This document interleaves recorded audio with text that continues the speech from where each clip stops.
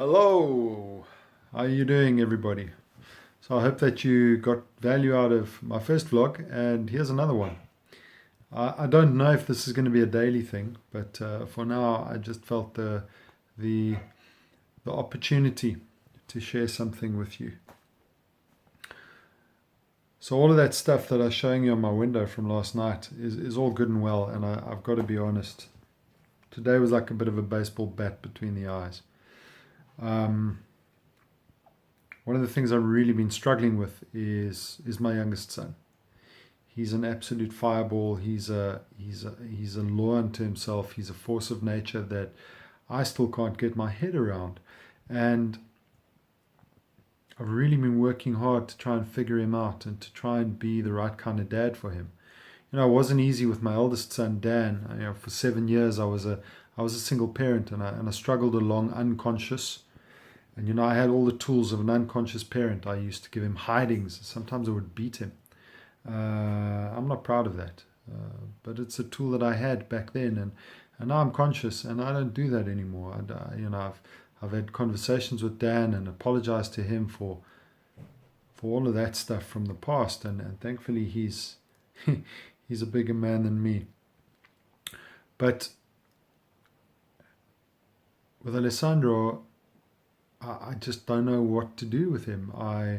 He's contrary. He's very opinionated. Sounds like me. He's but he just has his own mind about the way things need to be, and it's so difficult to get him to focus. It's so difficult to get him involved in conversation. It's so difficult to get him involved in anything that doesn't include Eminem, YouTube, and all kinds of things that he wants. So we'll have absolute meltdowns if I won't take him to Mr. Price to buy the next skateboard or the next scooter or whatever his heart is set on in that moment. And it's absolutely frustrating trying to have a conversation with him where he just won't take no for an answer. And there's a part of my old conditioning of dad that looks at him and goes, I want to just slap some sense into you. And of course I don't do that anymore. But of course there's a part of me that really wants to.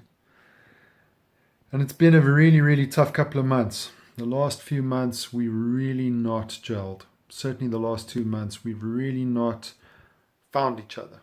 It's really been really tough to just connect and to find one another. And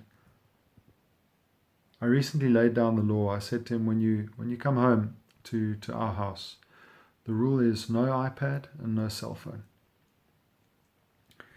He was very unhappy about that, as you can imagine. But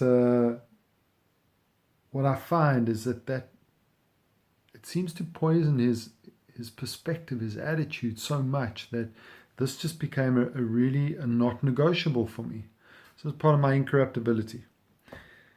And I said to him, no iPad, no cell phone. And so he's with us this weekend, no iPad, no cell phone. And I have to tell you that today we were leaving CrossFit. So on Tuesdays and Thursdays he does CrossFit Kids. And we're leaving the box today, and the coach, Gareth, comes to me and he says, Rienzo, geez, whatever you've done today, your boy was amazing. He was engaged, he was listening, he was involved, and he was just a pleasure, which is not the usual feedback, as you can tell. And that was amazing. And we had a good conversation at dinner tonight, and it was just, it was lovely. It was lovely spending time with him, and we had a good evening together. And then I'm lying in bed with him, say goodnight to him. And I look him in the eyes and I say, hey. And he looks at me and he says, yeah. And I say, good night, my boy. I love you. And he looks at me half sleepy. He goes, I love you, Dad. And then he falls asleep. And I have to say that made me feel like sometimes I get it right. Sometimes I get it right. I don't know what I did right. I'm not going to take credit for it, but I did something different. I'm certainly the iPad and the cell phone not being here has made a difference. But yeah, parenting's tough. I've been doing this consciousness shit for 8 years now, 9 years now, nearly 10 years, and it's not easy. The default place always is, and it's hard, is unconditional love. It's easy to love when things are going well, but when they're being little shits, it's hard. And the judgment rises in me, and the being right rises in me, and the wanting to teach him a lesson rises in me, and just being able to put that down, put that reaction down, and just say, but I stand for something more important. I stand for unconditional love. It's one of my warrior codes. Sometimes it works.